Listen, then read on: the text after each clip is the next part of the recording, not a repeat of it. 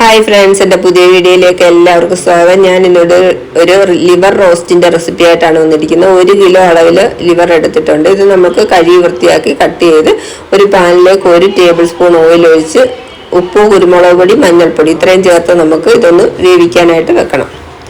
സമയത്ത് നമുക്ക് മറ്റൊരു പാനിലേക്ക് 2 ടേബിൾ സ്പൂൺ ഓയിൽ ഒഴിച്ച് കടുക് പൊട്ടുമ്പോൾ 2 ടേബിൾ സ്പൂൺ തേങ്ങാക്കൊത്തിട്ട് 1.5 ടേബിൾ സ്പൂൺ ഇഞ്ചി ചെറുതായി അരിഞ്ഞത്, ഒരു 7 പച്ചമുളക് എടുത്തിട്ടുണ്ട്. ഇത് അത്യാവശ്യം നല്ല സ്പൈസി ആയിട്ടാണ് ഞാൻ ഉണ്ടാക്കുന്നത്. ഇപ്പോൾ എരിവ് അത്രയും വേണ്ടാത്തവർക്ക് പച്ചമുളകും മുളക് പൊടിയൊക്കെ കുറച്ച് ചേർക്കാം.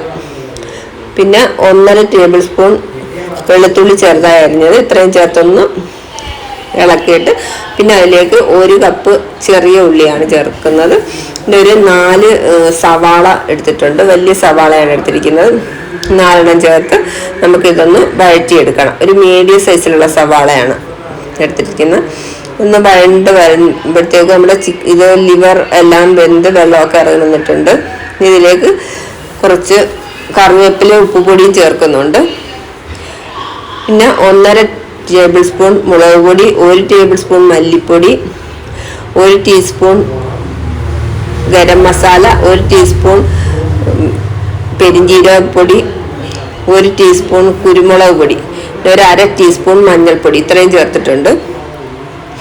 ഇത് ചേർത്ത് നമുക്ക് ഇതൊന്ന് ഈ പൊടിയുടെ പച്ചമണം മാറുന്നിടം വരെ ഒന്ന് ഇളക്കിയെടുക്കണം. ഇളക്കി കഴിഞ്ഞ് അതിലേക്ക് 2 വലിയ തക്കാളിയാണ് ചേർത്തിരിക്കുന്നത്. ഇത് ചേർത്ത് ഒന്ന് ഇളക്കി തക്കാളി ഒന്ന് സോഫ്റ്റ് ആകാൻ വേണ്ടിയിട്ട് ഒരു 2 ടേബിൾ സ്പൂൺ വെള്ളവും കൂടെ ഒഴിച്ചിട്ട് ഇതൊന്ന് അടച്ച് വെച്ച് ലോ ഫ്ലെയിമിലൊന്ന് കുക്ക് ചെയ്തെടുക്കണം.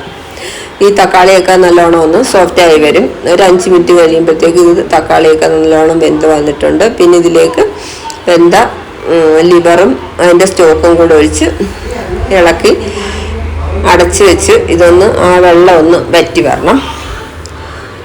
ലോ ഫ്ലെയിമിൽ വെച്ച് വെള്ളം ഒന്ന് വറ്റിച്ചെടുക്കണം. ഈ സമയത്ത് നമുക്ക് കറിവേപ്പില, മല്ലിയില, പിന്നെ 1 ടീസ്പൂൺ കുരുമുളക് ചതച്ചതും കൂടെ ചേർത്തിട്ടുണ്ട്.